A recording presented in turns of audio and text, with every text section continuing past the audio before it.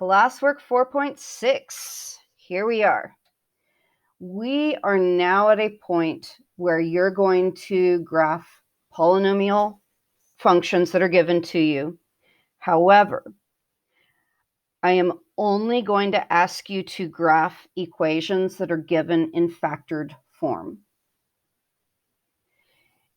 If a polynomial is not factorable and it isn't just something that can take a parent graph and move it, I'm not going to have you graph it in this class. And yeah, I'm recording right now. So classwork is recorded. All right, now, here's what you want to do when you see an equation and you're being asked to graph.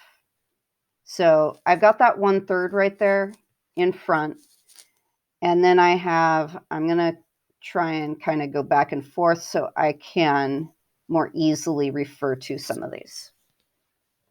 Now, you want to find the roots. This will be presented in factored form. That 1/3 in front isn't 1/3 x. It is just a number. It will not create any roots. And know that what you're doing right now to find roots is you're solving equations. So every time we've done solve a polynomial equation, you've been prepping for this. Solving the equation means replace f of x with 0 and solve that equation. The first thing you're supposed to do with solving an equation is make sure one side's 0. Check. The second thing you're supposed to do is factor. Check. Then set each factor equal to 0. 1/3 will never equal 0. So we're looking at x minus, I'm going to write that to the side. X minus 3 equals 0 gives me one of my roots. That means I get 3. Then I want to look at the exponent on that factor is a 1, so its multiplicity is 1. Then I turn to the next factor that I have in green, x plus 2 equal to 0. Solve that equation, you get -2. The multiplicity on that is the exponent on that factor, and that is a 1, so it's also multiplicity 1. And then the last factor, set that equal to 0.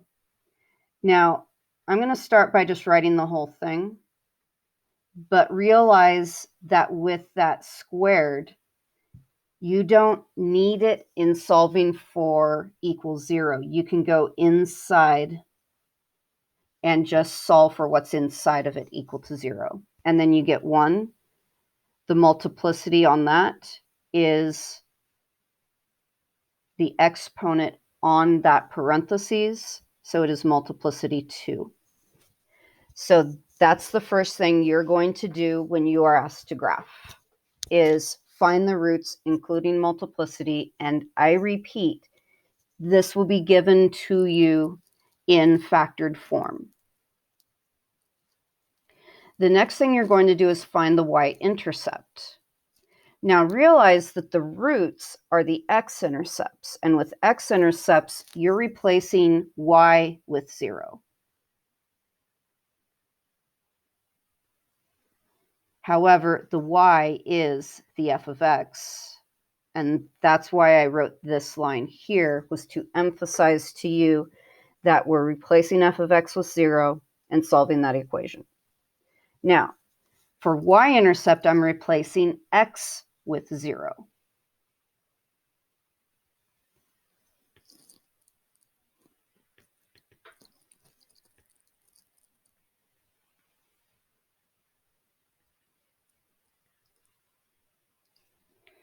So I'm going to take this equation. First, I need to get some of the excess out of the way here.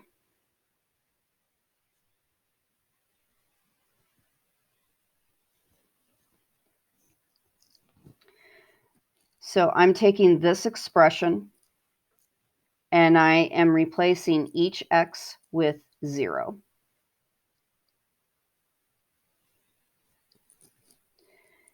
When I do that, I am getting 1/3 times 0 minus 3 is -3 times 0 plus 2 is 2 times 0 minus 1 is -1, but it is squared. And then it's just a matter of multiplying. Those two are going to give me -1. And I want to point out the -1 squared will square to a +1. And so I am getting -2. So -2 is my y-intercept. Before I go on, I'm going to plot these intercepts.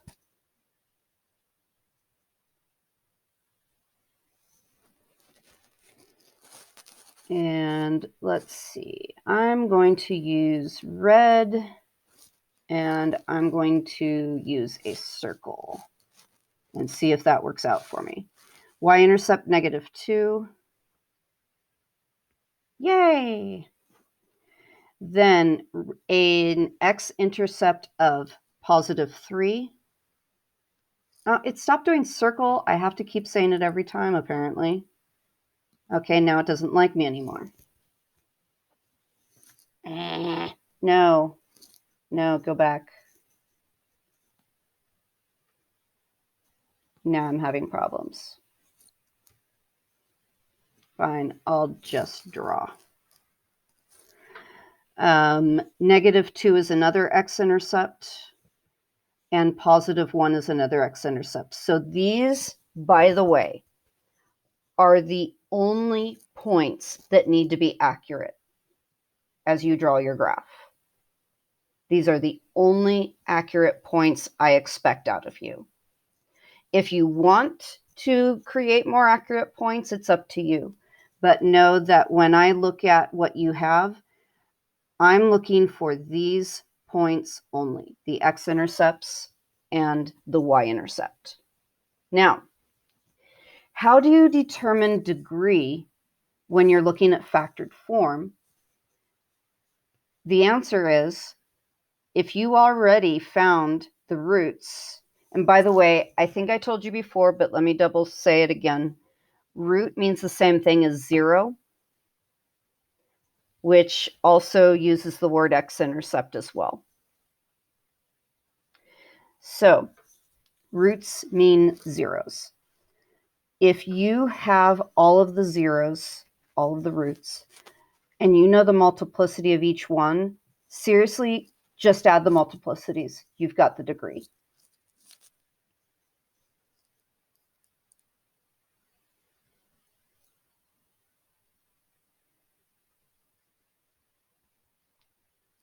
So that means 1 plus 1 plus 2 is 4.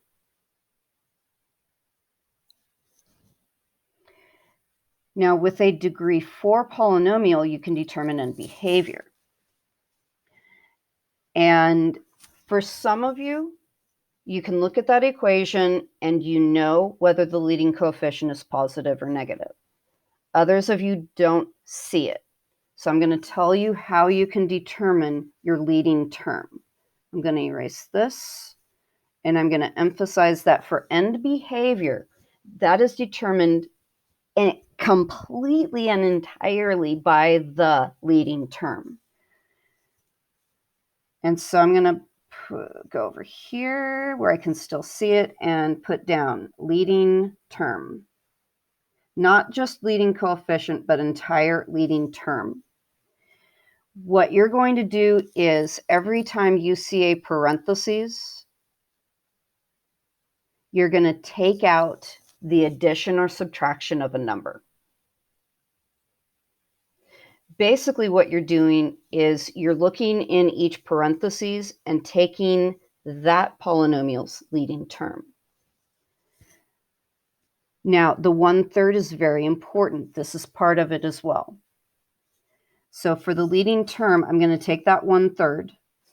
Then in my first parentheses, I'm going to take out the -3 and put just X. Or you might say that what I'm doing is I'm writing down only the leading term of that factor. The next one is x plus 2. I take out the plus 2, or basically just take only the leading term, and that's another x. And then this next piece is being squared, but in that parentheses, if I take out that minus 1, or take the leading term in the parentheses, I can write that down. This is how I will figure out my leading term. My leading term is 1/3 x to the 4th power. Now this emphasizes again that it is a degree 4, but now I can see additionally that my leading coefficient is positive.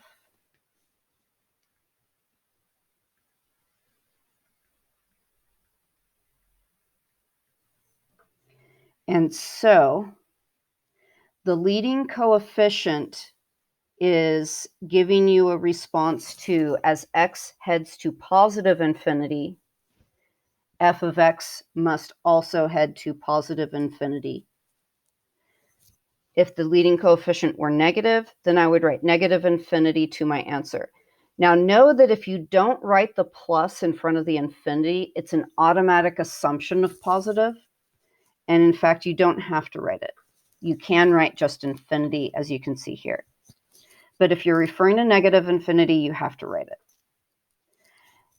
Now, the next thing is, because the degree is an even number, the other end has to do exactly the same thing, and I'm basically just doing a copy-paste, that's infinity also. And now, excuse me, now what you're going to do to graph is you're going to look at that end behavior, and you're going to take note of it. In other words, I know that my right end heads up and my left end heads up, and that's my taking note of it. Now, listen carefully. So, wake up! If you're not awake, wake up, and listen. This is very, very important. Very important. You can choose whether you want to go left to right or right to left. I'm going to go left to right because it's the way things get drawn anyway. On the left end, I am coming from positive infinity, not from negative infinity. The first time that I know a point as I go left to right is my X-intercept here of -2. All I expect you to do is draw that you're coming from up here, and then you hit this -2.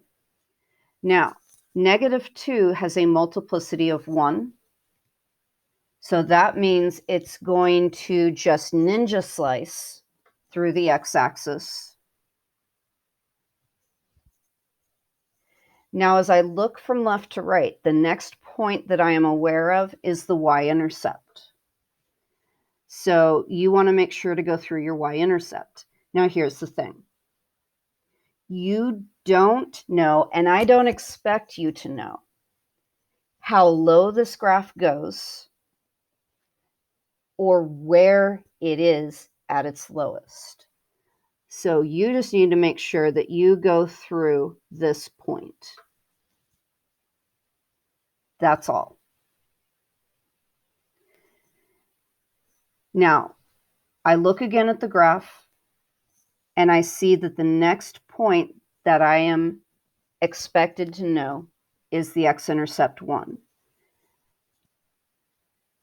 That has a multiplicity 2. And with a multiplicity of 2, I'm going to bounce off the x-axis. So that knowledge, together with where I'm currently located, tells me I'm going to go wha-bam, like that.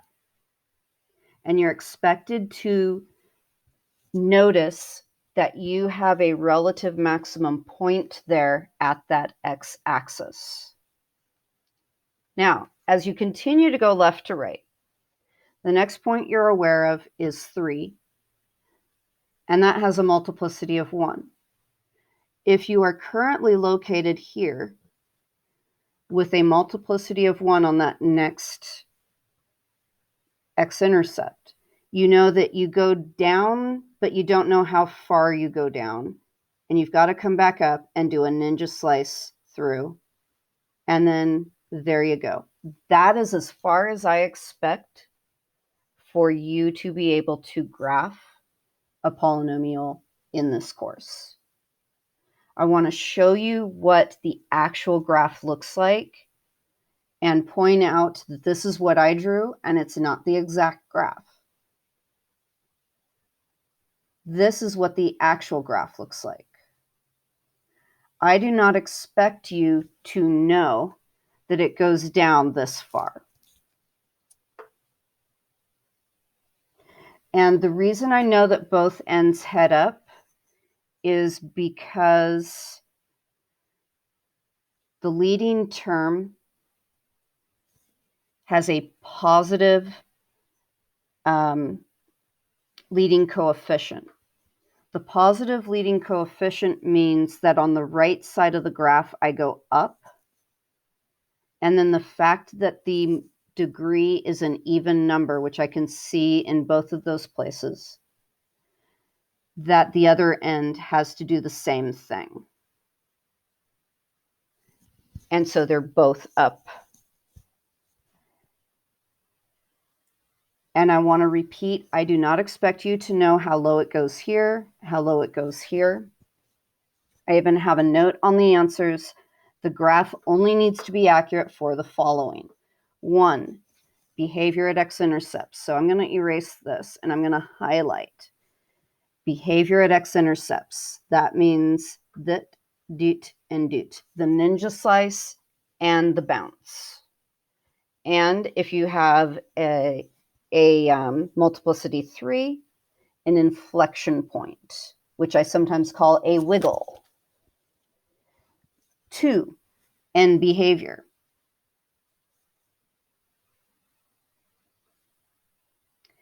And then 3 is basically as you bring together the end behavior and the behavior at the X-intercepts, that should correctly place you above and below the x-axis as you see here. And let me explain that any x through here is giving me a graph above the x-axis. Any x in between here is under the x-axis, and above the x-axis. And that's as far as I expect. I do not expect you to plug -1 or +2 into the polynomial and sit there and calculate what number that is. You can if you want, but I am not going to push that because you honestly want to use a calculator at that point.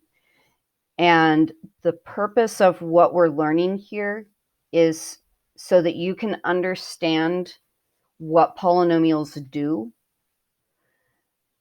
and using a calculator takes away from that.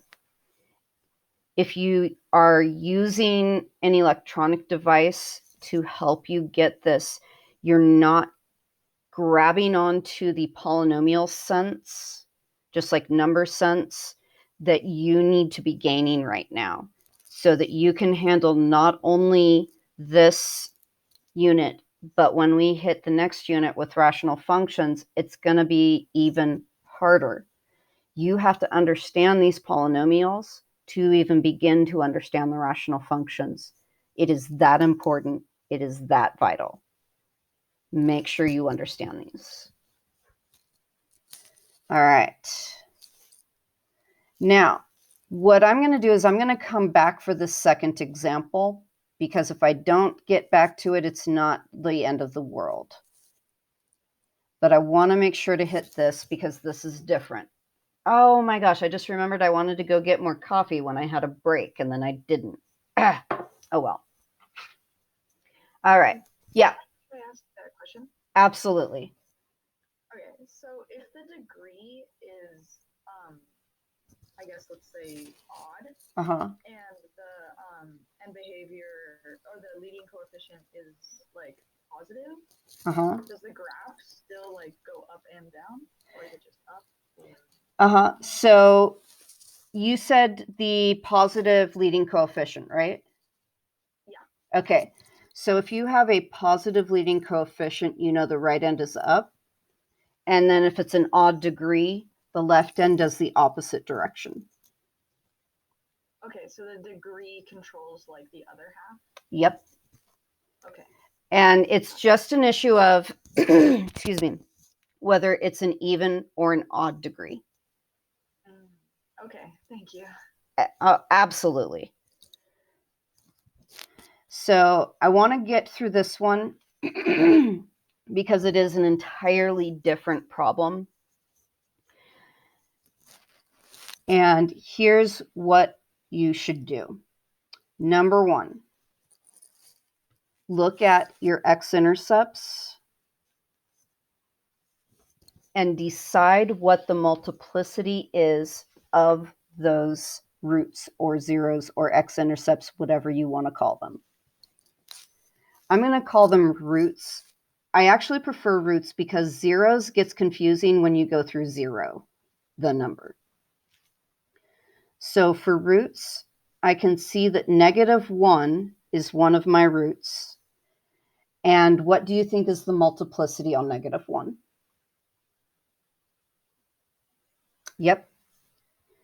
It's multiplicity 2. While it could be multiplicity 4, I wouldn't go there because that's going to be a lot more work to have to deal with. And it's unnecessary. Go with the least degree or the least multiplicity that you could possibly see. So that means you're either going to have multiplicity 1, 2, or 3. That's it. Then I see X-intercept 2, and it looks like a slice, like ninja slice. So that would be multiplicity 1. Good. Now, what I'm trying to express with this is these z sub 1, z sub 2, and z sub 3 are the zeros or the roots. I could have written z or r, whatever. I only have 2 of them. So that means I only need 2 of these. And there is some leading coefficient that has to be found. So once you find the roots and you realize that there are only 2 of them, you can go leading coefficient, whatever it may be, times x minus the root -1. And the multiplicity on that -1 is a 2.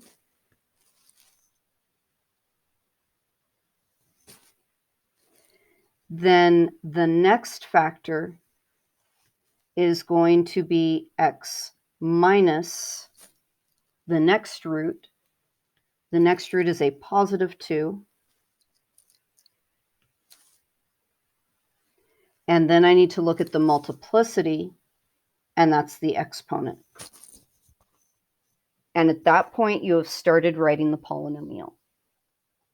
So even though I have a lot more written here, it's mostly to just express to you that you're going to do, if you have 3 different roots, you've got to write 3 of those parentheses. But if you have only 2 roots, you only need to write 2 of those parentheses. If you happen to have 5 roots, which is just absolutely horrific, and I'm not going to do that to you, you would have to do 5 parentheses with the multiplicities being the exponents. So now what I'm going to do is I'm going to write that this is, I'm just going to simplify. X minus -1 is really x plus 1. And then I don't need to write the exponent 1 on my x minus 2 factor. So this is how I would write it. If you go straight there, you're good. And yes, you just plug the roots in for the z, including that subnumber. The subnumber is just to be able to talk about it's the first z, the second z, or the third z kind of thing. Now, the only thing you don't have at this point is that leading coefficient. You're going to find it by looking at the Y-intercept. The Y-intercept is the point 0, 4. So what you're going to do is you're going to put a 4 in where you have the Y. And then everywhere that you see an X, you're going to write 0.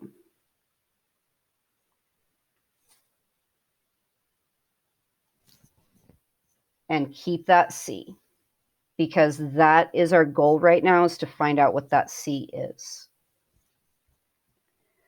So then we have 4 is equal to C times 1 times -2.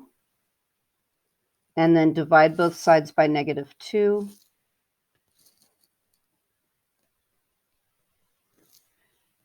And I end up getting -2 is C. So now I'm going to go back to the equation that I had. I'm going to replace the C with what I found it to be. Ha ha, ha ha, that rhymed. And then that is enough work.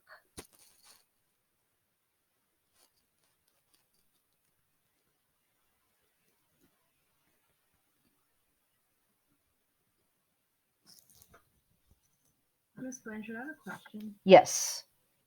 So in the original equation, it has 3 sets of parentheses. How come when you started to plug things in, you only did 2? So basically, you could have even more parentheses. The number of parentheses that you're going to go is based on how many actual X-intercepts you have. So what I really am meaning here, but I felt like it was a bit too much to say, was you've got your leading coefficient, and then you have X minus your first root to some power times X minus your second root to some power. But then you just keep doing this until you run out of roots.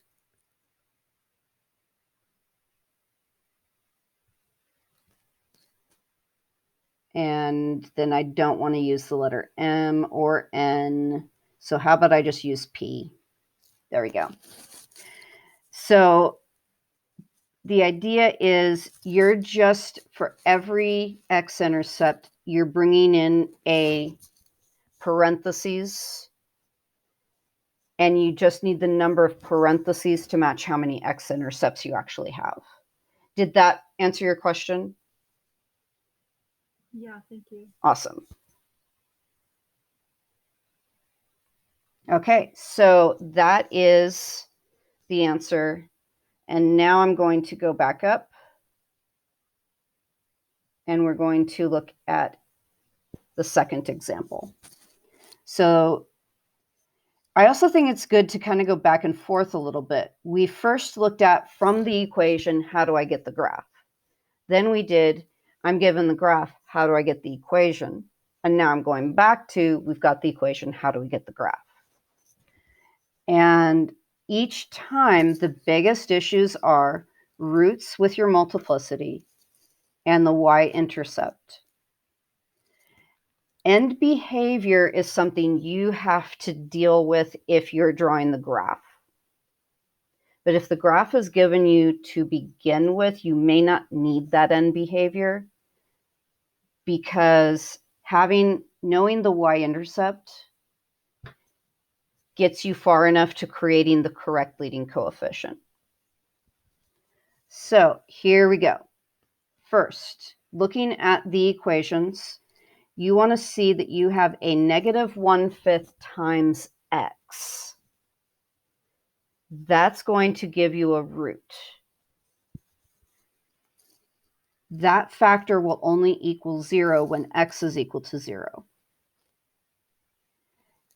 You have an understood exponent of 1 on that x, so the multiplicity is 1.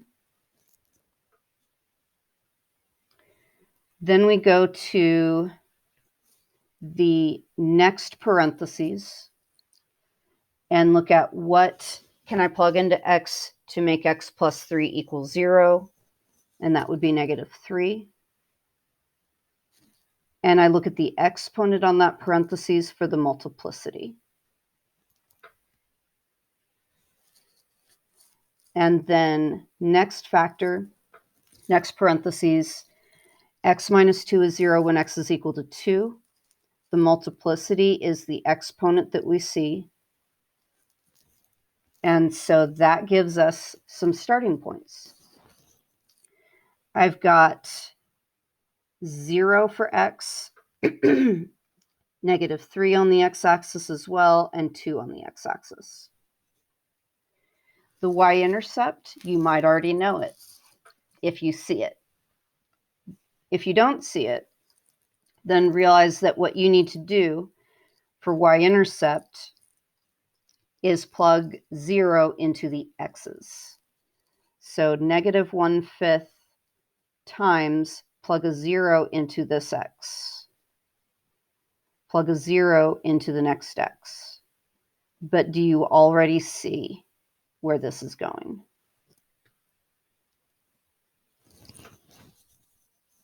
Because x itself is one of the factors, that forces my y-intercept to be 0. Because it forces a factor of 0 when I put 0 in for the x's. So I've got that point going for me. And there it is. The degree. The degree is add the multiplicities.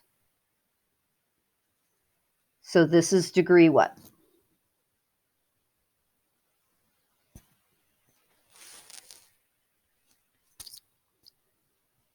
You guys can type in the degree number, and then I know you're actually there on the other side. Yeah. Thank you. There we go. Degree 5, 2 plus 2 plus 1. So that means the end behavior is going to be odd, so it's going to go opposite directions. But I need to know if my leading coefficient is positive or negative. I'm going to erase what I have written, what I've drawn in up here to see better what we're looking at. And I'm trying to zoom in. There we go. Now, if you already see what that leading coefficient is and you know you're right, then all you need to do is write the end behavior down, and that's it. If you're not sure, this is what I would tell you to do.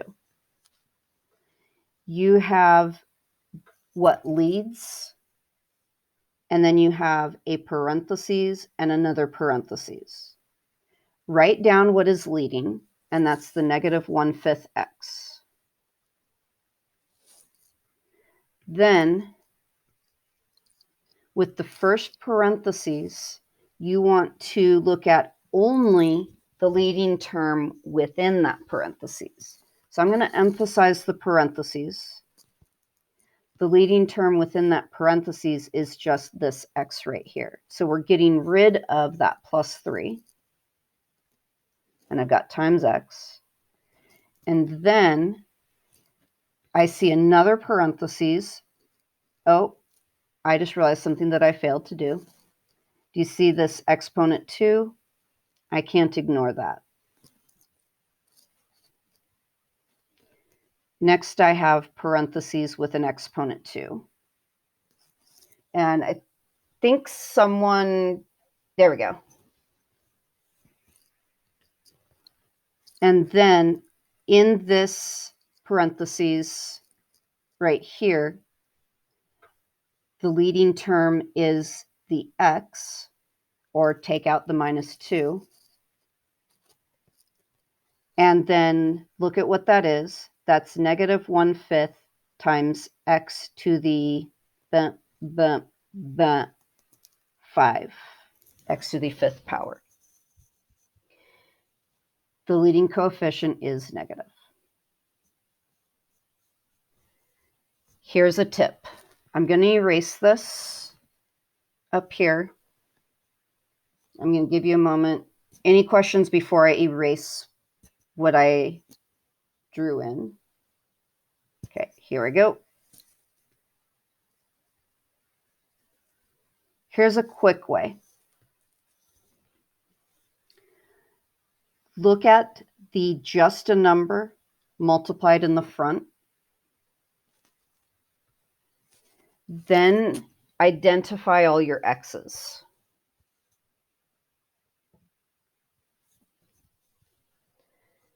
Do you see that everywhere I have an x, it isn't a 2x or a 3x or a negative 4x or an x divided by 2? If this is your situation, that leading number is your leading coefficient, which it makes sense if you look at what I had just erased and how I went through finding that leading term. You can go through that process and just think about it in your head and realize that you have a negative leading coefficient. The only thing that matters is realizing that your leading coefficient is negative, because that means that when x heads to positive infinity, the function heads down to negative infinity. In the graph, that means the right end heads downward. Because the degree is odd, the left end will go the opposite direction. Now, everyone, you need to pay attention. This is super important. Super important.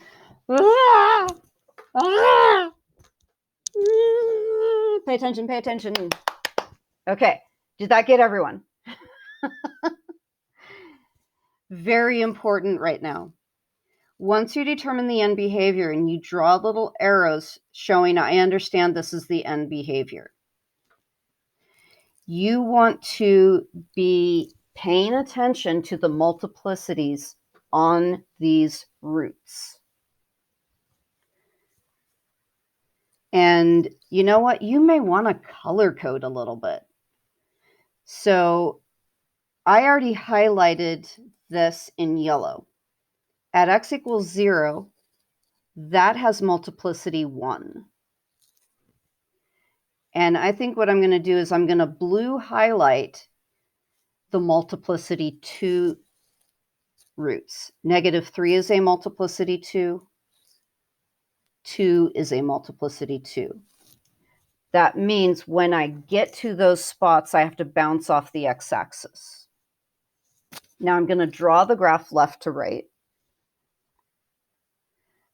I'm starting from way up high. So from up high, I'm coming down. And the first point that you need to be aware of is this x-intercept, which is multiplicity 2. So it must bounce off that x-axis. You don't need to know how high this gets. If you want to be that perfectionistic, you can. It's unnecessary for what I'm looking at. But I do know that the next time I know a point is right here where I have a multiplicity of 1, meaning I slice. So I'm going to come back down and slice through. And now the next time that I have a point that I know what's going on is this root, this x-intercept. It's a multiplicity 2, so I'm going to bounce off of it. I don't know how low this goes. This is as far as I expect out of you from the graph. And I want to show you what the actual graph looks like so you can see that this isn't accurate, but this is enough And this is what the actual graph looks like.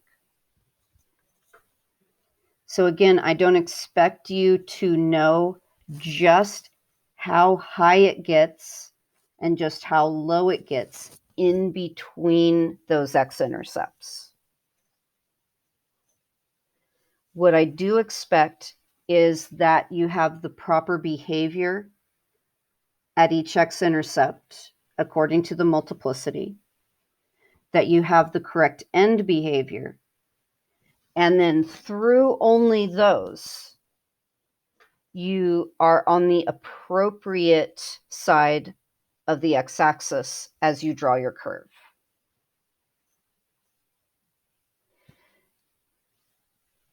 Any questions on that before I move to the next classwork problem? Okay, so very exciting. You now can graph your polynomial functions as long as they are in factored form. But that's the answer. Okay, so the very last problem, you're going to solve a polynomial equation that is in a quadratic form. Quadratic form basically means that you have something squared plus something plus a number. Now you might be multiplying by a number in front of these spots, but you have this format of something is being squared, and then you have another term that is just that something, and then you might also have a number.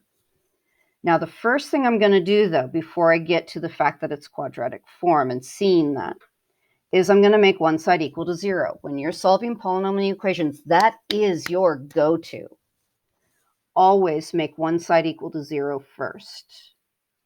And I'm also, as I subtract the 7x squared, I'm going to write this polynomial in decreasing order so that I can see that I've got an exponent 4, an exponent 2, and then a constant. So what I want you to realize is what you have here, you have an x squared squared minus 7 times just that x squared plus a number, and that number is 12.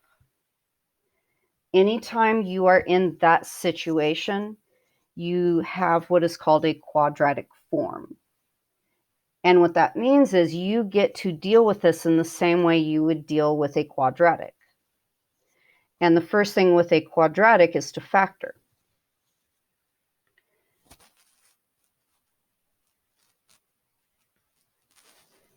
Now, when you factored the quadratic, you had in these two places just an x. And the final factoring ended up with x plus or minus a number and x plus or minus a number, and maybe there are numbers multiplied by x's. But the question is, who is in the quadratic form? And then the answer is x squared is in the quadratic form. So instead of these being x's in the way you would normally factor, these are going to be x squareds instead. So that is one way to look at it. Another way to look at it is if you need to go step by step through factoring, and I have till 11:05, is that correct? This class is over at 11:05? I'm double checking. I'm pretty sure it is. Okay. So I'm going to go the long way with this. If you were looking at this as a quadratic, you would see that your a is equal to 1, your b is equal to -7, and your c is equal to a positive 12. You might start off with the diamond. A times c is 12, b is -7.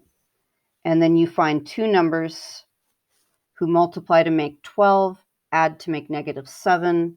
So those numbers would be -4 and -3. Then this tells you how to break up the middle term. So when you go to factoring, if you turn to the box method of factoring,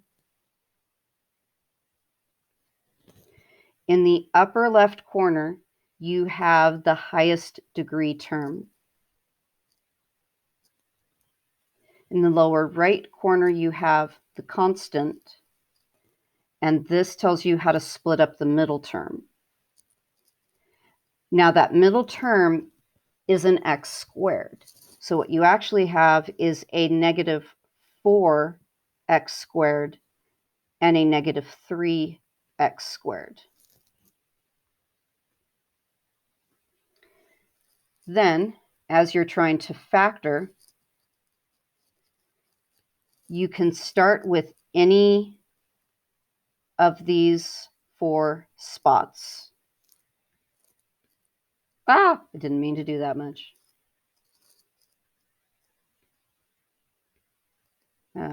Okay, I'm not going to be able to do what I wanted to do with erasing. That's okay. All right, so let's say I start here. If I start here, I'm looking at these 2 common factors. The only thing that will divide both of those is an x squared. So I'm going to put an x squared right here. From there, I can figure out what these two need to be. This needs to multiply to x squared to give me x to the 4th. This needs to multiply to x squared to give me -4x squared. And then I can move on to this. X squared times -3 gives me this box. -4 times -3 gives me +12. I'm good. I have factored. Now I have x squared minus 3 and x squared minus 4.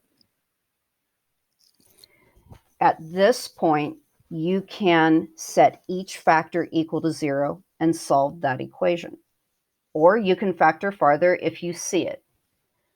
The goal is to get the solutions to this polynomial, not necessarily to do it a certain particular way. So I'm going to look at the fact that I have 2 factors. X squared minus 3 needs to equal 0 to find solutions, or x squared minus 4 needs to equal 0 to solve the equations. If I add 3 to both sides, I get x squared needs to equal 3. And then if I square root, I need to throw a plus or minus sign on that square root. Square rooting the x squared gives me x. And then plus or minus root 3.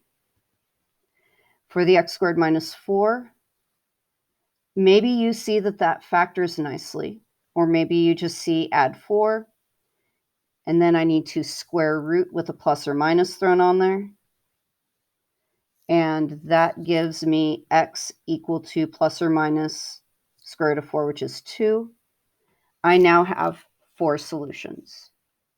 My solutions are positive root 3, negative root 3, positive 2, and negative 2.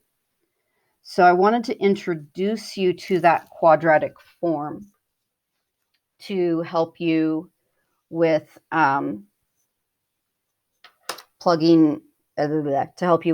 solving polynomial equations.